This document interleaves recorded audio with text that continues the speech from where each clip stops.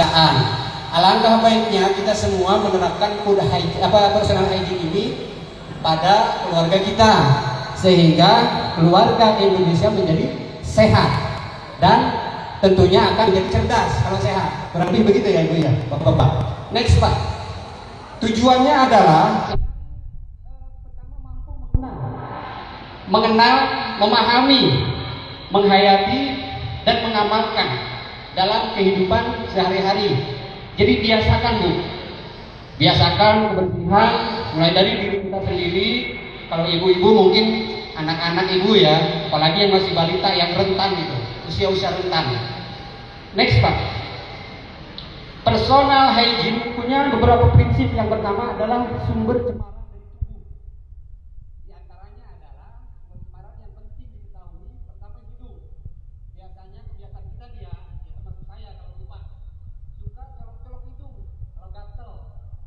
Itulah kenapa kita harus 3 kali sehari mandi agar hidung kita enggak gatel. Yang kedua, mulut.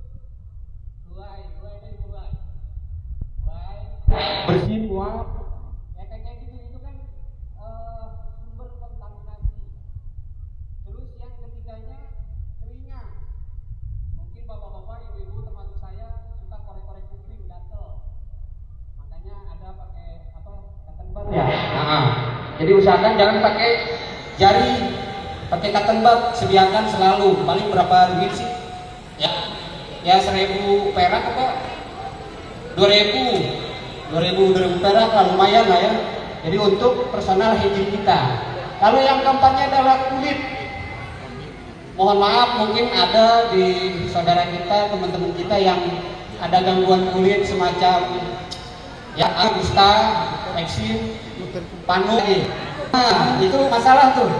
Dia kontaminasi silang atau istilah populernya constipation. Jadi itu yang harus dihindari. Pertama adalah personal hygiene ini harus kita pahami dan harus kita terapkan. Next Pak. Yang kedua, sumber lain yang penting untuk diketahui adalah luka terbuka atau koreng. Nah ini biasanya di area kulit. Nggak mungkin kalau di dalam tubuh biasanya padangan. Walau di kulit nggak peradangan juga. Tapi populer kalau di luar ya penyakit kulit begini. Lalu bisul atau nanah, lalu rambut.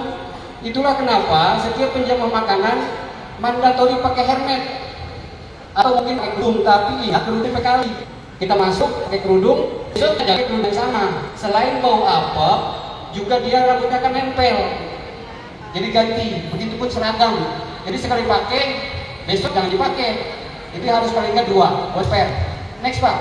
Sumber cemaran karena perilaku adalah tangan yang kotor. Biasanya yang paling sering kita pegang apa? Mau penjamah makanan, mau servis, mau dapur, operation atau apa? Gagang pintu.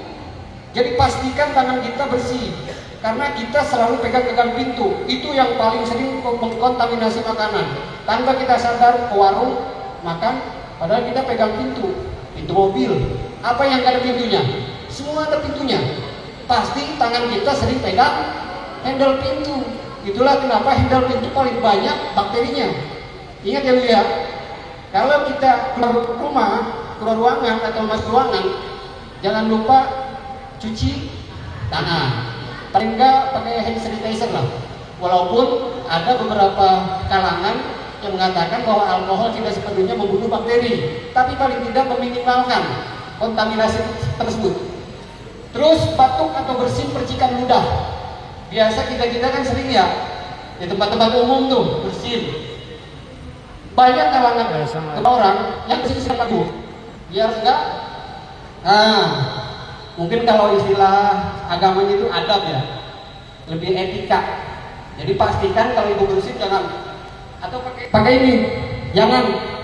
Jadi pakai baju.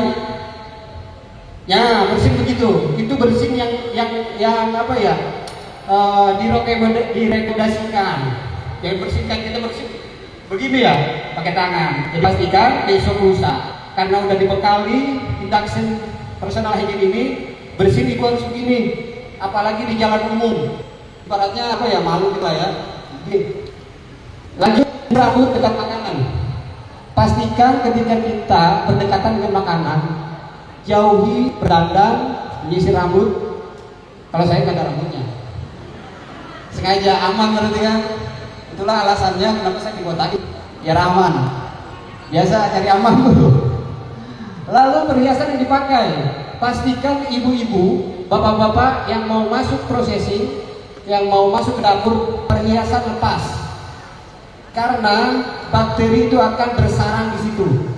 Kalaupun perlu penting banget kayak semisal wedding ring, apa sih, cincin pernikahan, nggak apa-apa, itu masih bisa. Yang penting jangan ada ukiran, lekukan. Jadi pastikan lepas.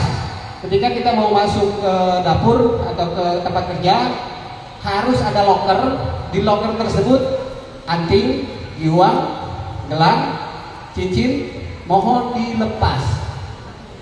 Termasuk handphone juga ya, karena sering pegang-pegang tuh, sering pegang-pegang, dipijit-pijit, padahal nggak sakit pinggang, dipijitin mulu itu tiap hari.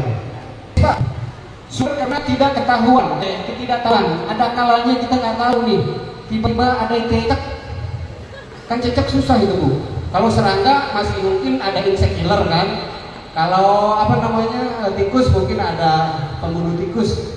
Nah cecek susah, kadang-kadang itu nya itu plok. Nah itu berarti sumber yang tidak kita ketahui dan susah diidentifikasi.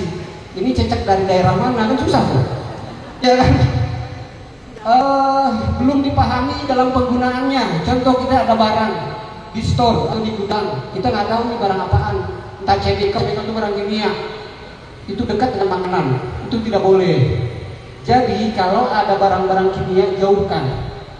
Dan satu lagi, jangan pernah menyimpan cairan kimia bekas di dalam bekas botol aqua. Itu sering kejadian itu kasus. Ada yang masukin air aki diminum, karena nggak tahu, dia pikir air aqua. Jadi jangan pernah mengisi air bekas minum dengan cairan kimia. Hindari itu, daripada kita nanti repot belakangnya. Lebih baik kita hindari itu.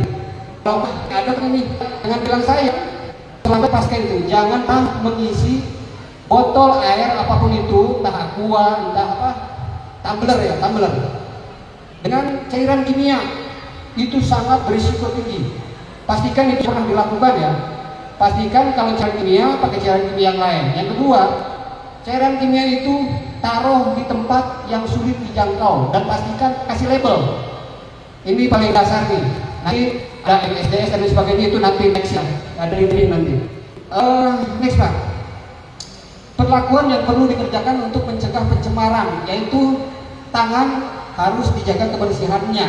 Di antaranya adalah kuku harus, artinya wajib kita bawa gunting kuku mana-mana, gunting kecil, gunting kuku, korek kuping, karena itu buat personal hygiene kita. Deodoran, beda deodoran sama parfum ya.